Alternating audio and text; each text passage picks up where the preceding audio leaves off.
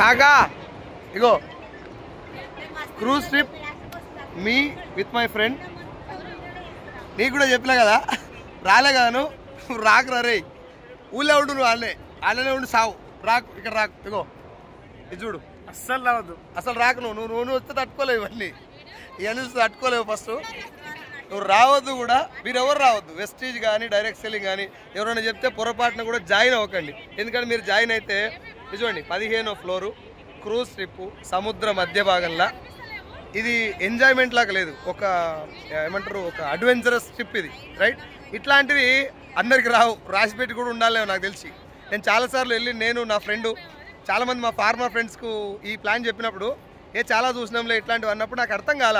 భగవంతుడు అందరికి ఇట్లాంటి వరాలు ఇవ్వడు, ఇట్లాంటి ఇంత ఖతర్నాక్ లైఫ్ను ఎంజాయ్ చేసేటటువంటి ఛాన్స్ అందరికీ ఇవ్వడు.